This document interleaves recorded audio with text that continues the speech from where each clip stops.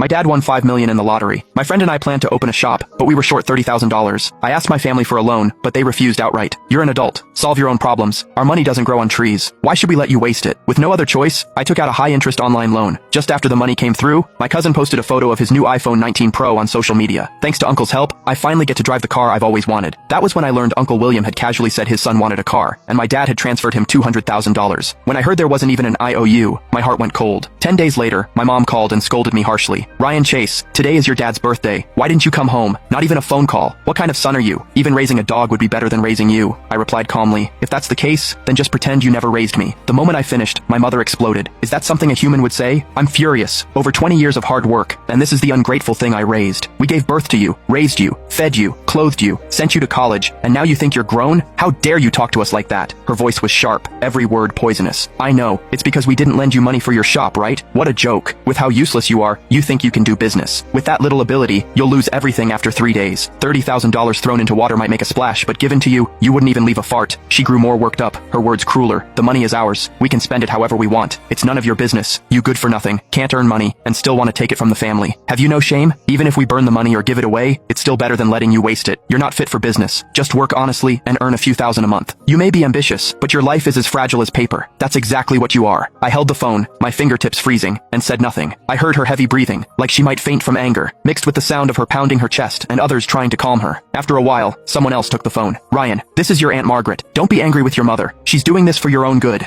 How could you not come back for your father's birthday? As a family, what can't we get through? Your parents raised you with great hardship. What will relatives and friends think if they know this? You can't be so selfish. She spoke from her moral high ground, repeating those lofty words like a chant. I listened quietly until she finally snapped. Why didn't you come back? You must have a reason. I took a deep breath. The reason is simple. My dad casually gave you $200,000 to buy a car without even an IOU, but I only needed $30,000 to start my business, and he wouldn't lend me a single cent. Is that reason enough? The other end of the line fell silent at once. A few seconds later, my aunt's voice turned awkward. This was your father's decision. We really can't say much. Besides, that money was lent to your cousin. He'll pay it back later. Pay it back? I cut her off. He didn't even write an IOU. How is he supposed to pay it back? Aunt, put your hand on your heart. Do you really believe that? She froze, unable to finish a full sentence. At that moment, my mother grabbed the phone back, anger burning hotter after my words. Yes, it was us. So what? It's our money. We can give it to whoever we want. We're happy to buy your cousin a car. What right do you have to question me? Who do you think you are? Let me tell you, Ryan, with that attitude, don't expect a single cent from us ever again. We raised you all these years, and you've achieved nothing, yet you've learned to argue with your own family. At least your cousin knows how to be grateful. He comes back to see us every holiday. And you disappear for half a year, and every call is about money. Do we owe you anything? If I had known you'd turn out like this, I should have aborted you back then. Hearing this, I suddenly felt like laughing. When her rant finally slowed, I spoke quietly. You're right. The money is yours. You can give it to whoever you want. I really don't have the right to interfere. I paused, my throat tight, but forced myself to continue. In that case, from now on, just pretend you never had me. I'll disappear on my own. I won't ask you for a single cent again, and I won't trouble you anymore. A few seconds later, my mother's furious scream came through the phone. I didn't listen anymore and hung up. The world finally fell silent. I stared at my phone screen. The $30,000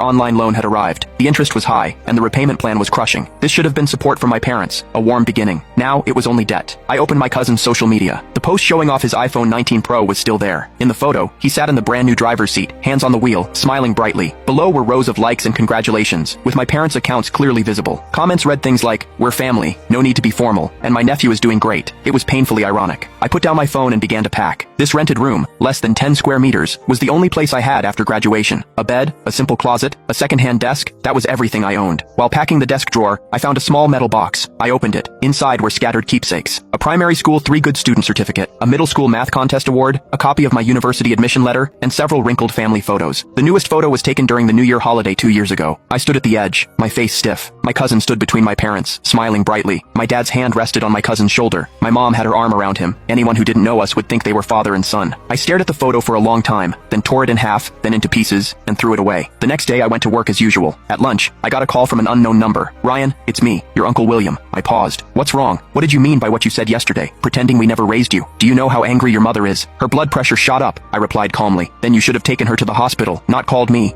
My uncle choked. "How did you become like this? Didn't your parents raise you with great effort? Is it really worth causing all this trouble just because we didn't lend you money? It's not only about the money, but it doesn't matter anymore. Is there anything else? I need to rest." "Wait," he said quickly. "I need to explain something. Your cousin's car car. Your father offered that money. We never asked for it, and we'll pay it back for sure. We're just short right now. Uncle William, I cut in. Whether you repay it or not is between you and my dad. It has nothing to do with me. I'm going to take a nap. I'm hanging up. I hung up and blocked the number. That afternoon, during a short break, I secretly searched for shop rentals and contacted a few agents. After work, I viewed 2 places, but neither worked. Either the rent was too high, or the location was poor. That night, back in my room, I cooked a bowl of instant noodles. While eating, someone knocked on the door. I opened it to see my parents and several relatives. My Uncle William, Aunt Margaret, and Aunt Catherine. They crowded into the small room, their faces serious. "Ryan, you've really grown up," my mother said first, her voice sharp. "Saying such outrageous things, threatening to cut ties with us. Who taught you that?" "Exactly. Completely outrageous," Aunt Margaret said, arms crossed, glancing around with a sneer. "Your parents came all this way, and you're just going to let your elders stand? There was only one chair. I didn't sit. I didn't speak." My dad's face darkened as he stared at me. "Your mother was furious all night. Her chest still hurts. Do you have any conscience?" Aunt Catherine sighed, shaking her head. "Ryan, it's not that I want to criticize you. The debt of raising you is heavier than the sky. How can a little money tear your family apart? It's truly heartbreaking." "A little money?" I looked at her. $30,000 is my only hope to start a business. My dad won $5 million, yet he wouldn't lend me a cent. But the very next day, because Uncle William said one sentence, he gave out $200,000 to buy Kevin Chase a car, without hesitation. So tell me, who should feel heartbroken? "Don't bring that up," Uncle William exploded at once. "That's a different matter. Your dad was willing to help my son. That's kindness. What kind of attitude is this? How dare you hold resentment toward your elders?" "Exactly," Aunt Margaret joined in, her tone sharp. "And it's not like we won't repay it. Your dad didn't say a word, yet you, a junior, are already counting every penny? What's the use of all your schooling? Don't you understand respect for parents?" "Respect for parents?" I repeated. "Yes, respect for parents." Aunt Margaret grew louder. "You didn't come home for your dad's birthday, didn't even call, and you said such hurtful things. How did the Chase family raise such an unfilial child? Your parents raised you for nothing. Look at your cousin. Every time he visits, he brings gifts and knows how to speak sweetly. Unlike you. You vanish for half a year, and when you show up, it's always to ask for money," Aunt Catherine added. "Ryan, your parents are strict because they want what's best for you. They want you to succeed. You were so obedient as a child. How did you turn out like this? Did you mix with bad people outside? Your thinking has gone wrong," Uncle William sneered. "You can't even earn money yourself, yet you're jealous of your cousin and still want to open a shop. Do you even have the brains? When you lose everything, don't come crying to your parents." "That's right," my mother pointed at me, scolding. "Giving you money is like throwing it into a ditch. Why should we let you waste what we saved by being frugal? At least your cousin has a steady job at a state-owned company. What do you have? Your dreams are big, but your fate is as thin as paper. You're not meant to get rich. Can't you just work honestly instead of fooling around? You're not fit for business, yet you insist on showing off," Aunt Margaret mocked. "You're quite bold when talking back to your mother. Instead of arguing here, you should think about how to earn more money." My dad, who had stayed silent with a dark face, finally pulled out a square bundle wrapped in newspaper and slammed it onto the broken desk. "Here, 30,000. His voice was rough, filled with impatience and disgust. "Consider it wasted. This is the last time. Take it and do whatever you want. Just don't come bothering us again. We'll pretend we never had a son like you." The room went quiet. Everyone stared at the bundle, then at me. Their eyes were full of disdain, contempt, and a waiting thrill. I didn't move. My mom's chest rose and fell as she glared at me. "What are you waiting for? Take it. You made such a scene over this 30,000. Here it is. Don't use no money as an excuse again. Oh right, don't forget to write an IOU," Aunt Margaret sneered. "Take the money and apologize to your parents," Aunt Catherine urged. "We're family. This is too ugly. Hurry up, Ryan. Say sorry to your daddy and this will be over." Under everyone's eyes, I reached out and took the paper bundle. It felt both light and heavy. I didn't look at anyone. I walked straight to the window and shoved it open. "What are you doing?" my mother screamed. Without any pause, I swung my arm. I threw the $30,000 straight out.